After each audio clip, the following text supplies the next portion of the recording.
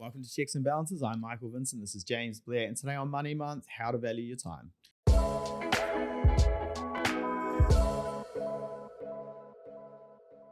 Cool. Okay, so time is one of those resources, right? That you're not going to get any of it back.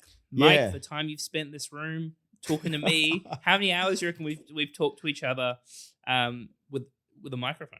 We're in days.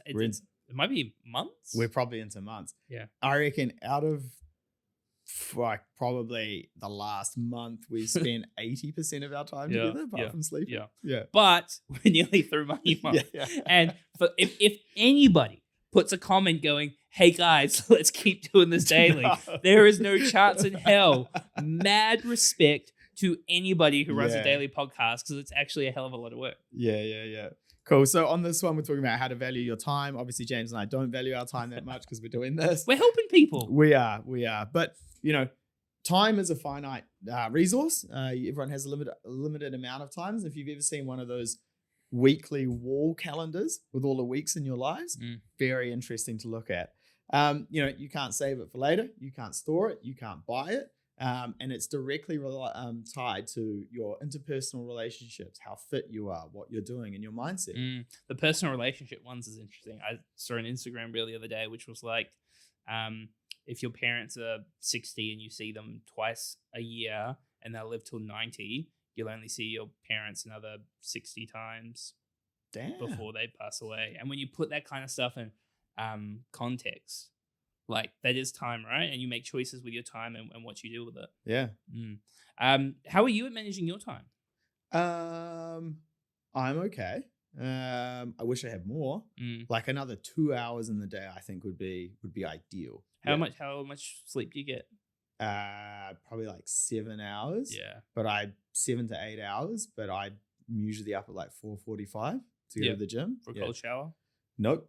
Cold plunge? Yeah. I think I could be better with my time management. I feel I could probably delegate more stuff. Sometimes it's the whole like, I'll just do it myself, but that's not the best thing to do. Yeah. But I guess in terms of valuing your time, and if we're looking at reasons where maybe you're like, okay, I'm not that good at it, and it's about the delegating and what other things can you sort of look at to think maybe I need to adjust something. I think the big one is probably procrastination. Like a lot of people who don't manage their time, it's just a procrastination thing in terms of like, I'll do this other thing now, or I'll do this thing. I'll start this and start this and start this and start this. I haven't finished anything, but I keep starting other things. Yeah. The other one is some people have the view that you should say yes to every opportunity. Oh my God. It probably depends where you are in your life and your career, but overcommitting or saying yes to everything can definitely screw with your time. Yeah, that's why I have a calendar. For example, if somebody was like, book everything. If somebody was like, I mean, your social life, like if you want to get into Mike's, weekend calendar, you would look at minimum three months out. This guy has a busy social life. But if if you're overcommitting to everything, you've just got to kind of go, well, what is the opportunity cost with this? What else should I be doing? And you just can't say yes to everybody, can you? Yeah, and what you miss out on if you're doing that is you miss the chance to just switch off and unwind and relax a bit. And I think that can lead to burnout very quickly. Like even we work quite long hours and quite a lot, and then in the weekend I will have a morning thing, an afternoon thing, an evening thing, like both days. But I find that relaxing. Like if you can't switch off and relax, then you're going to burn out very quickly. Yeah. I mean, it's usually Ladman. I'm usually building something for someone or helping someone shift a bed or something like that. Not doing a good job. If you haven't seen me talk about this deck that Mike set me up with, it's only on 35 of the episodes we've done. So you need to set aside time to kind of relax, which I feel like this is a personal attack at me. And then making sure that you're like, if you're not managing your time, you're not investing in self-growth or learning. What about the financial aspect of time, Mike? Like, there must be a value on an hour of your time. Yeah, there is. And I think that, a big one if you look at your delegating, right? Like there are things that we could do that if we're looking at it from a financial perspective, the multiplier of what we could earn down the track with what we're doing, we could definitely allocate our time a lot better. But it's that thing where you just go, just do it. I know I'll do it, right? I know I'll get it done, so I'll just do the thing and be done with it. But actually, that's not the way you should operate. Yep. No, I agree with that.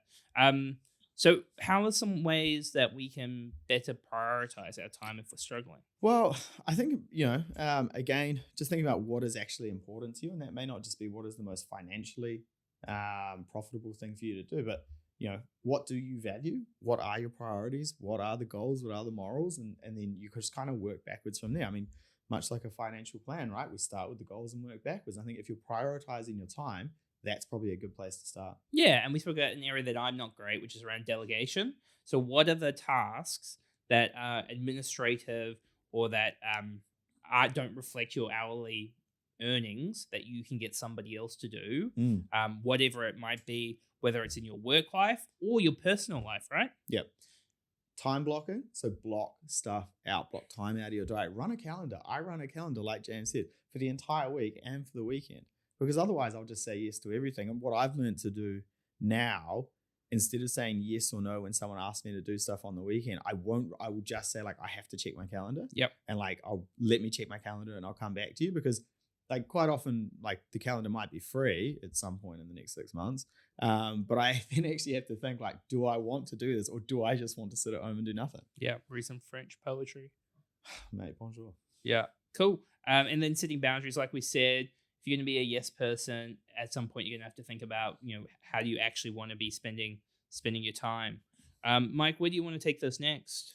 I think probably about like if you're thinking about those long-term goals and really prioritizing your time, you've got to how we approach every goal, right? You have the big goal and then you break it down into tasks, right? And I think if you're aligning your daily task with your long-term goals, you'll be much better at managing your time because you know what's important to you and you're satisfied with the time spent doing stuff as opposed to thinking you're just wasting time. Yeah, and if you think about a financial plan is essentially like, yeah, we want cool stuff, but a lot of it's about buying back time. So the goal of kind of financial freedom is going, I'm spending X amount of hours working. I want to buy back that time through investing into assets that will then allow me to do more things that I'm interested in doing, opposed to investing all this time over here. Yeah.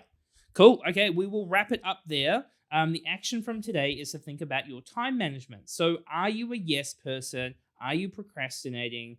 Are there tasks that you can be delegating? And then create a really clear list of actions, 2 or 3 actions, and then review it once a month.